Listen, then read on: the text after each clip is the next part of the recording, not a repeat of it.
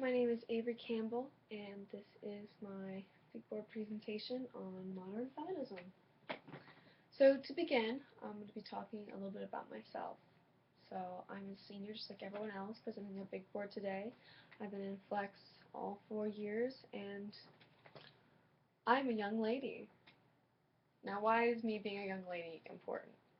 Well, first of all, it shows why I'm a feminist, because it pertains to me, a woman, my life. But why should all of you be feminists?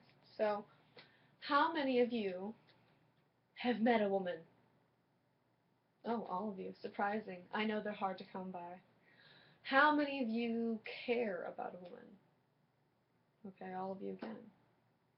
This is why we should need to be feminists. Because we know women, we care about them. They're an integral part of our lives. And not just for the women now, but for the women in the future, Children, your daughters, your friends, the people you meet many, many years from now that will be impacted by feminism. So that's why you should care, and why you should pay attention to my presentation. So again, we're going to be talking about some little things. So to begin, we're going to be talking about education, body image and clothing choice, and lifestyle choice. So education. Why is education important to young women? Well, obviously education should be important to everyone. Learning more, making yourself better, going to college, getting a career. These are all things we want for all of our people, all of our young people, and especially our young women. Because if you think about it, if only men worked, if only men learned, we would be in a half society. Economically speaking, women are an asset because if you're only using half your population, you're only doing half the work you could be doing. By promoting women working and educating themselves, you get a whole new field of creativity. Now, I'm going to use Mad Men as an example, and I know it's Mad Men, it's not real, but the role of Peggy Olson is extremely important to the mindset of women in the workplace. Now, traditionally, it's been men working, men creating ads, men selling things, men making products. But again, there's a whole market that they were not tapping, and that was women. Now, Peggy Olson showed how women want to be marketed to differently. They had different ideas, different needs, different jobs, different roles, different brains that they needed to alter how they were focusing their advertisements. Now, this isn't saying that women are less, it just means that we're different. Trying to pretend that I'm a man is crazy. It's crazy. It couldn't be done. Because I'm a woman. That's what I am. It's what I do. And just because I'm a woman doesn't mean that I don't have the same capability as a man. That's why education is important. It allows our women to better themselves and to become the full women they're meant to be, their highest potential. So now, body choice, or clothing choice, and body image. Now, we all start off as children. Fun, childhood. We don't really think of anything. We all kind of look the same. We all kind of wear the same articles of clothing. And then puberty happens.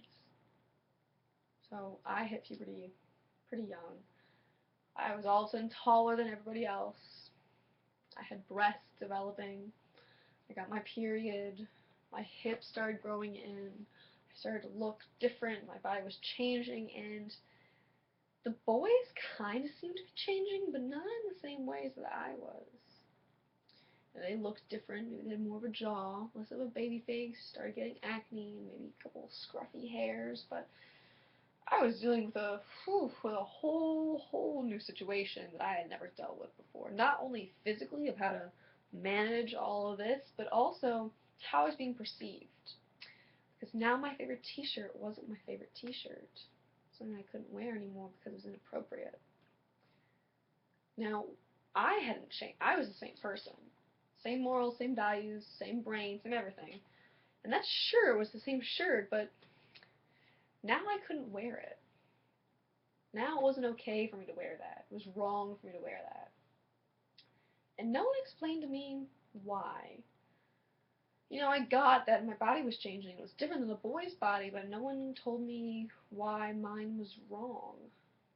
No one went around telling me your body's wrong. But when you tell a girl to cover up that she's distracting or that's inappropriate, telling her that her body's wrong. Now, a lot of these issues came to light this year with public schooling dress codes. Now, I've been dress coded before, and one of my favorite things when I was dress coded, I believe it was my freshman year, one of my more rebellious phases, and the principal came up to me. She said, "Excuse me, did you know that you can see your bra?" Yes. Yes, I did know that. Well, that's inappropriate. Well, if it's inappropriate, then why am I wearing it? Now, of course, it's much too nervous to say that, but in my head, why was my bra inappropriate? I mean, you told me to wear it. I have to wear it. If I don't wear it, I'm also called a weirdo, and I've gotten that too. Oh my god, you can see your nipples. You can? Oh my god, they're there. Thank God. I was so worried. It's my body. I know it's here. I can't change it. It's not contagious. It's not a genetic mutation. This is how I'm supposed to be. Everything is here. Everything works. So why is this wrong? It's because it's a distraction. Now, I speak for myself during this, but boys are really cute. So cute. Especially in their little skinny jeans and their tight shirts, and maybe it's a little cold out and a little nip peeks out. Boys are cute. And yet somehow I push through and I get my schoolwork done. I know. I know. Hold the applause. It was really hard. It's really hard not to get distracted by boys, not to touch them, not to drool over them, and of course to remain focused. But somehow I did it. And you know what? It wasn't that hard. If I can do it, why can't boys do that? Why am I distracted and they're just people? That's what I don't understand. There was a great quote from a young woman in Canada who had been speaking out against the dress codes at her school. Now, she was a freshman, just like I was with my bra incident. She had worn shorts that were too short. And she said, "I'm a 15-year-old girl. If you're sexualizing me, you're the problem." 15 is not very old at all. Can 15 be sexy? I'm 18 now. I'm a full-grown adult. I can buy a house and vote and own guns and have sex and all those fun things. And it's still kind of weird for me to be sexy. Still kind of uncomfortable. I can test the waters, and sure, I can look cute for a dance, but really being sexy, still weird for me. Something I'm not entirely familiar with yet. I've only had 18 years of life, and those where sexy was okay is very limited. So how can a 15-year-old girl be sexual or sexy at all? She's 15. Maybe she's right. Maybe we are the problem. Now, last little bit about lifestyle choice. Now, mostly this dictates around being a mother, choice to be a mother. Now, some women choose not to be mothers. And I can relate to that. Being 18, no one's really pushing for me to have a baby right now. And babies sound terrifying and gross and terrifying. So that's a no-go for me. I'm going to pass, hard pass on that. But who knows, in my future I might change my mind. And as an 18-year-old, it's okay for me to not want a baby. But let's say I was 35. Now are things different? Oh yeah. Say I'm 35, I love my job, I've got an awesome partner, we're doing great, and I just decide, baby's not for me. Baby's not for us, Maybe my husband has a job that travels a lot, and it just wouldn't be conducive to a child, it just wouldn't make a lot of sense. I guarantee you someone would comment to me, "Oh, don't you feel like something's missing? Isn't that like your job to have children, all the children, as many as possible, to repopulate this great earth, you know?" Well, no. Why is that my job?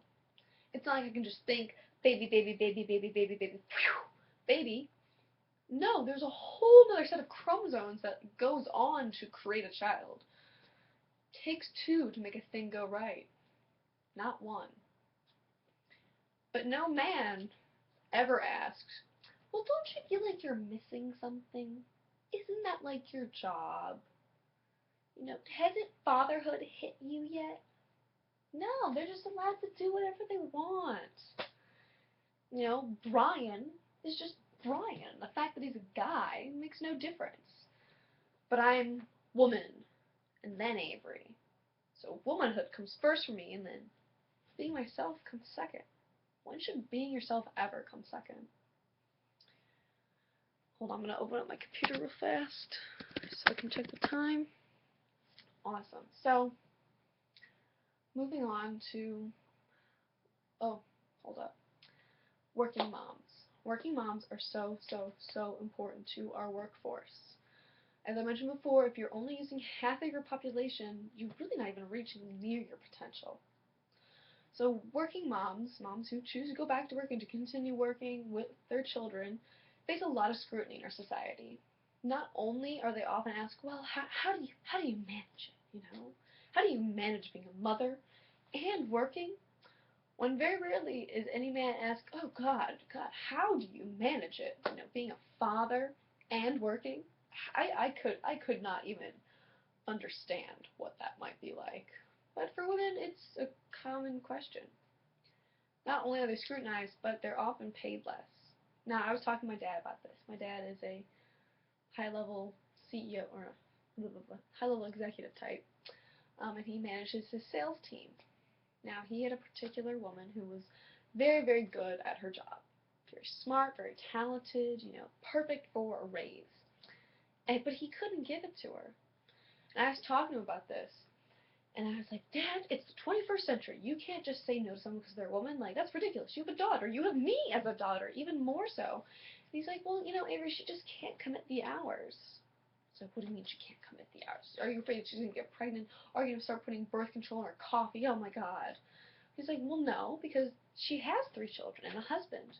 And her husband also works. And the way they split it up is that if the children get sick, are in need, have a pageant, anything like that, she's the one to take the fall. She's the one who has to call in sick or use a vacation day to take care of her kids. Therefore, she works less and gets paid less. Now, I don't know their family dynamic. I don't know if they had a discussion about this. I don't. But this is not uncommon. This woman who is, you know, right for the position is not able to get it because she just can't commit the hours. And there is a solution to this. Lots of companies today are pairing women together, working mom and working mom, who work in similar fields or even a comparable job. So you have Roseanne and Denise. And let's say Roseanne's kid gets sick. She has to go take care of him. Denise will cover for Roseanne that day. So the work still gets done, and Roseanne gets to take care of her kid. Now let's say Denise's kid has a pageant they have to get to. So Roseanne will cover for Denise, job gets done, kids are happy. What this company and companies like this are doing are investing in their women. They're saying, you know what, we're going to work with you through your kid's young age. You can figure things out, and eventually, kids do grow up. Times change, and women go back to work afterward. By investing in these women now, they will have them for their entire lives and careers after that. That's how we promote working moms. Those women otherwise might not have, you know, come to be the women they are today. The company might have suffered. You know, their creativity is valued to the point where the company is willing to work with them. So now moving on from our lighter things to our heavier things, our heaviest thing. One of the key points in modern feminism is dealing with the rape epidemic that is sweeping the country. Now, I don't like talking about this. You don't like listening to it. I wish I didn't have to talk about this, but I do in order to make change. So now, earlier this year, my friend was raped. And that was a really weird experience. She called me after it happened. It was around 2 a.m. I was asleep. I called her back the next day.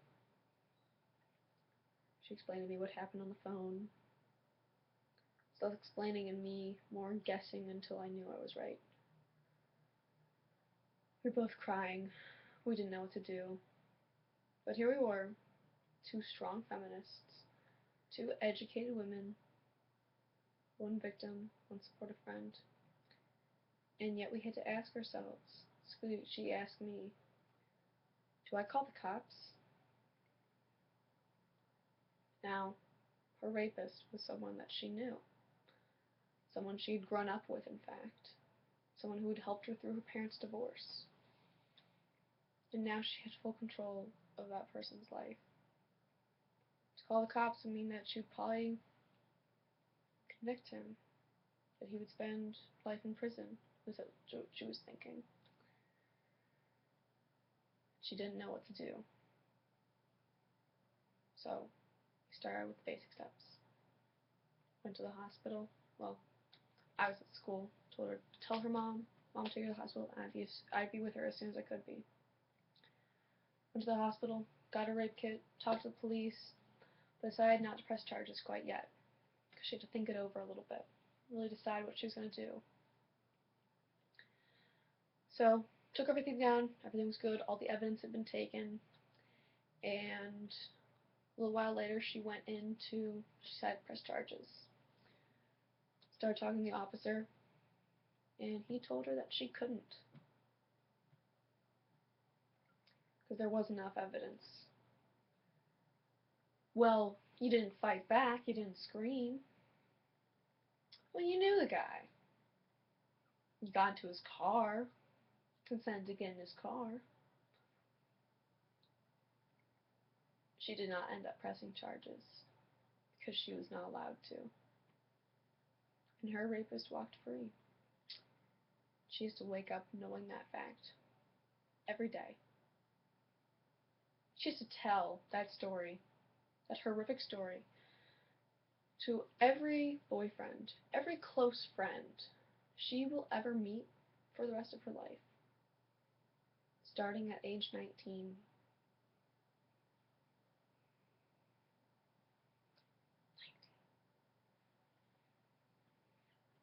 That's a long rest of your life. A long, long rest of your life. And this is not uncommon. 2 out of every 3 rapists is someone the victim knows.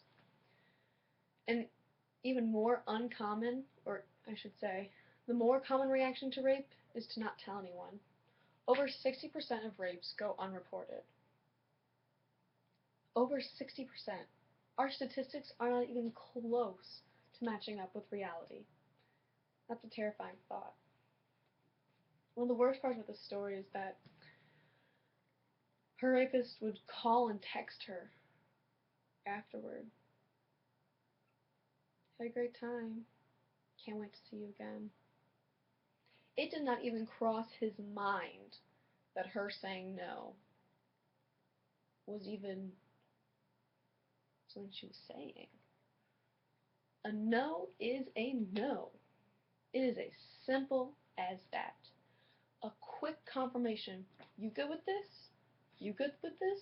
Alright, we're good with this. Then you can take off your clothes. Makes everything so much easier. And you have to take those no's seriously. Young men, I go in expecting the best from you. And the young men that I know, that I hang around with, are excellent, excellent young men. I am still terrified to go to college, to go to a college party, do anything outside of my dorm room. Because I know what I know. I know the statistics. I know how it's handled. And I'm a strong woman. I'm not scared of things. I'm not scared of men. I will go down kicking and screaming for what I believe in. I'm not scared of heights, or spiders, or guns, or murderers. But I am scared as hell of college boys and rapists. Rapists who don't even think that they're rapists yet. That's what really scares me.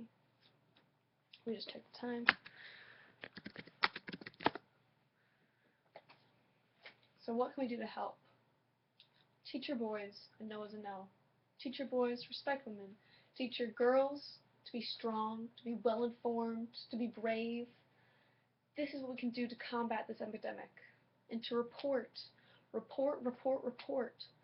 The more numbers we have, the more we know, the more we can help. This is not a bill we can write in. This is not a box we can check. This is something to commit to every day for the rest of our lives. To slow, steady change. Change of our society. To start seeing women as people first and a gender second. I am Avery, not woman. I will do what Avery wants, what Avery dreams of, whatever. Because I'm Avery, not because I'm a woman, not because it's my duty, because it's what I want to do. Thank you for listening.